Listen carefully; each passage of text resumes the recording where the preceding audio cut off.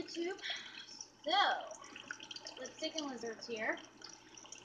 I just did a kind of a shitty room tour the other night. Actually on Sunday night. It's Wednesday now.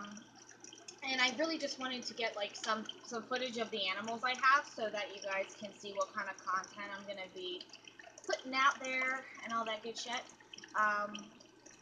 Like I said, I just got off work, so I really wanted to have a little sit down, talk about what I think I'm going to do with this channel, what you guys might, want to give me some suggestions for. Because, I mean, a lot of people do the normal everyday tours and stuff, but I would really rather do some more, nitty-gritty specialty stuff. Talk about treating a lot of the animals that I get in that are very ill and malnourished, and talk about metabolic bone disease. That's what I think I might talk about tonight, because I have quite a few animals that have some interesting, symptoms because of their metabolic bone disease. And it's not something that everybody knows about, which I feel like everybody should. Everybody that's in this hobby should know about how it happens, what causes it. I mean, a lot of animals get it that people have no clue could get it. I mean, it's incredibly common in this industry now. Obviously, probably the first ones that you see getting it are your turtles and bearded dragons. Those are the most common ones that I have. I have a sulcata tortoise that I'm going to show you guys, who has, you'll see as soon as I show him to you. I mean, he is fucked up. And that's because he spent the first 6 years of his life in a fucking 75-gallon tank. So, there's no excuse for that. Who keeps a sulcata, a tortoise, a pretty big one, in a freaking fish tank for 6, maybe more? I don't know. He told us 6 years he had him, so he spent that whole time in that tank, which is so sad. When I got him, he was not even strong enough to lift his body up. He had to drag himself around by pulling himself like this, because he couldn't push. He couldn't push himself up and stand. I'm gonna show you this little guy down here. He's also a sulcata, but he doesn't have the pyramiding or the issues that the other one has. This is Tully. He's probably gonna piss on me, which is not gonna make me happy at all. But he's a sulcata as well. He is too. And, I mean, he literally is catching up on Scuttle, who is much older than him. But in size and weight, I mean, he is catching up. In only the 2 years that I've had him, I mean, he has probably tripled, if not grown 4 times as much as he was when I got him as a hatchling. He's bigger than my hand now, obviously. I mean, he's got some good weight to him. Now, there is a lot of gray area on proper feeding for sulcatas and grassland tortoises. Some people swear that you cannot give them greens at all, that they are supposed to just eat dry grasses and pellets.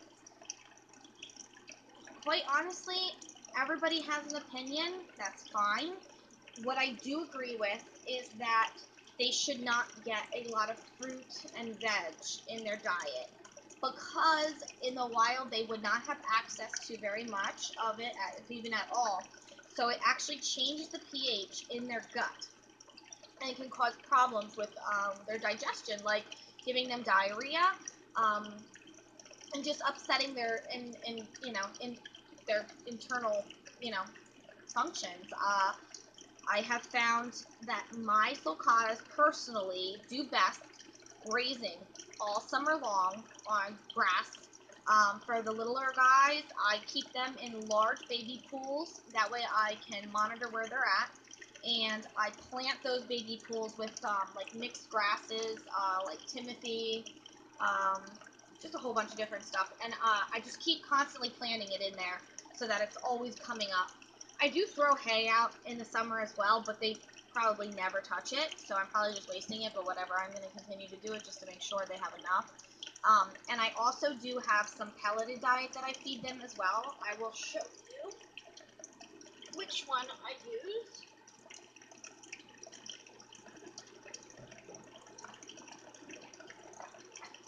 So, I use, this is one brand that I use. This is the Zoom Ed's Grassland Tortoise Mix.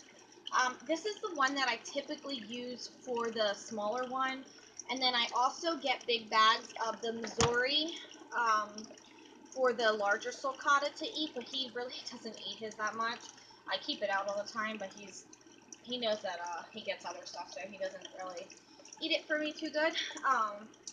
But what I do give them quite regularly is they get cactus pads and hibiscus flowers. I have a hibiscus tree in the kitchen that blooms year-round almost, like it is still blooming, and clearly we are in February. So I have fresh hibiscus flowers that they get daily. They get kale, collard greens, dandelion greens, turnip greens. I change it up all the time. Not too much romaine. I do get romaine for the bearded dragons and the iguana, but generally speaking, yeah, that's the word I wanted. I buy whatever's on sale, to be quite frank.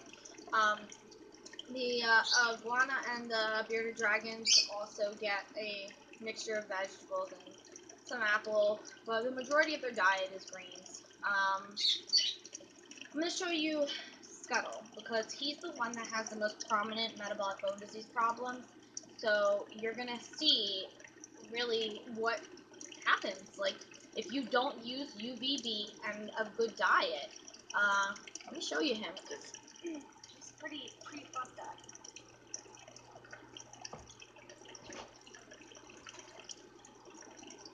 So this is Scuttle. I'm going to take his diaper off so that you can see what I mean by his shell being really bad.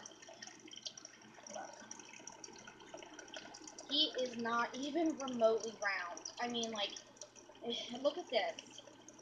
This crazy dip in his shell right here. It should be nice and round. Very, very dipped. He's got crazy pyramiding. His lower jaw, as you can see, is a little cracked. And it's not near as long as it used to be. It used to be way worse, but I've been drummeling it down when he lets me to try and get it back down to a healthy length.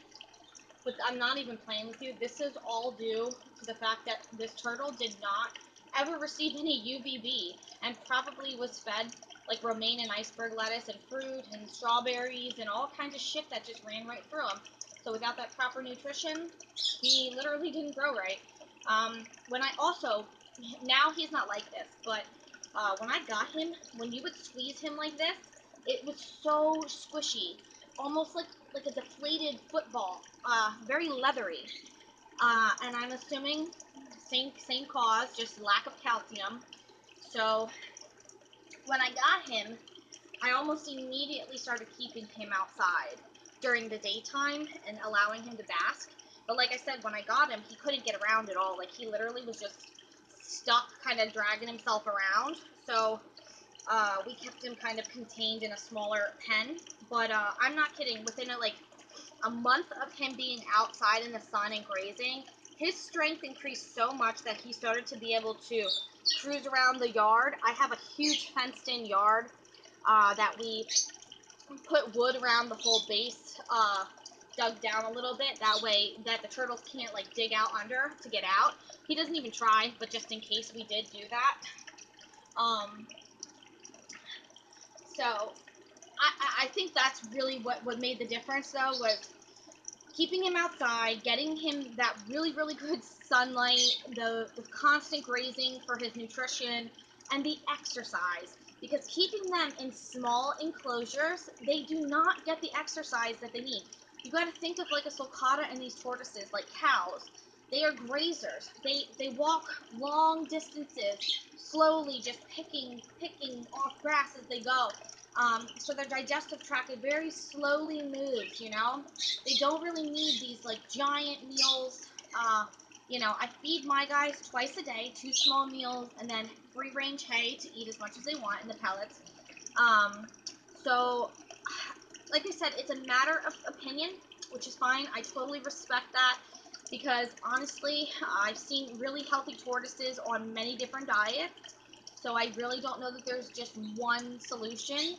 I think that depending on the conditions that you have, if you're on the East Coast, the West Coast, cold winters, warm winters, that kind of stuff, you really have to curb what you do accordingly. So that's really it, I think, with the sulcatas. The other thing I want to say is that these are not good turtles to have indoors. So I know they're really cute when they're little, but they are not good to have inside. It's not fair to them, number one, to be kept in a small cage, and not a whole lot of people have the space or want to have a very large rock with legs running around their house so that you stub your toe on them all the time. You have to watch them like a hawk because they think everything could be food, and they will try to ingest things that are not food because it might be green or red. I know this Christmas was a trip because our bigger tortoise walked around trying to eat all the decorations and anything that looked like could be yummy. So we had to make sure we barricaded off the reptile room because normally they wear diapers in the house, so they have free reign to kind of walk around as needed. But clearly we had to keep him kind of locked up a little bit so that he wouldn't injure himself by getting an impaction. So I think that's about it, though, as far as the metabolic bone disease with the tortoises. But I also have a bearded dragon that I need to show you guys that has it really, really bad. And you would never know until you see him walk because he doesn't show any symptoms unless you can see his gait. He physically looks good. His weight's good. His limbs. There's no crooked back. There's no nothing. It affected his mobility. And when I saw him, people bought this dragon from us about probably a year and a half ago at the shop, and I don't know what happened because they did buy a lot of the right stuff and everything, so I'm not sure if it was just negligence or maybe her light, she didn't replace it and he just didn't get enough calcium. I don't know, and it doesn't really matter now, but I am going to show him to you guys. That way you can get a kind of an example of the symptoms and how it shows up in bearded dragons, because it's a lot different with this bearded dragon versus what the symptoms are with the tortoise. Let me get him out. He wasn't happy. He thought I was bringing him food, but I wasn't.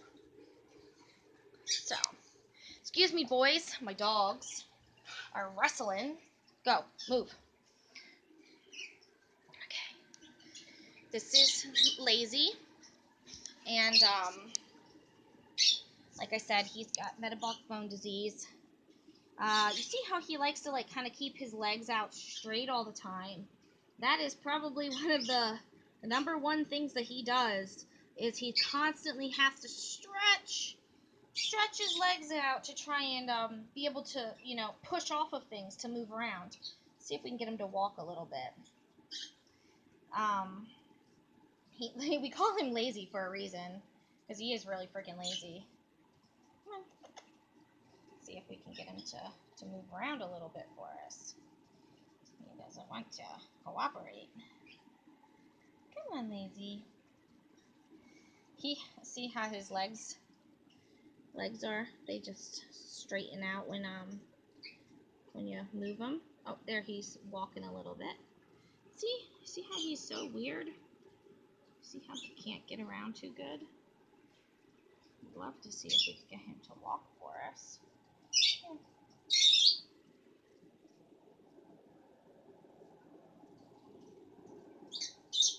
Come on, Lazy. We want to show them how you have to move. Come on. Here we go. Come on, Lazy. See how he can't move too good.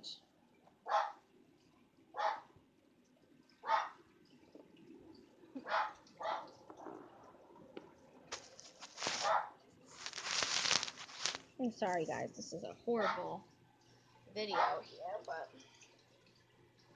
I am desperately trying to get some footage of him moving around for you.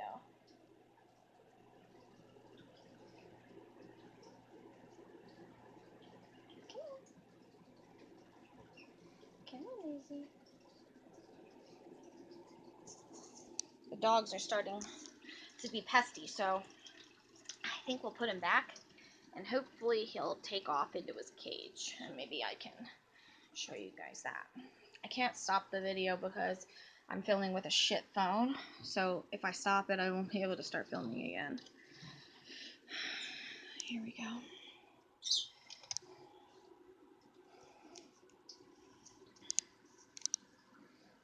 You getting up there, Mr. Lazy? Come on. Come on. Come on. Well.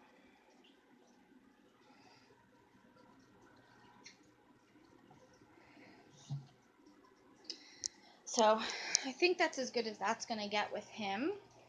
And Chunk, on the other hand, like, that's my other one who was a rescue.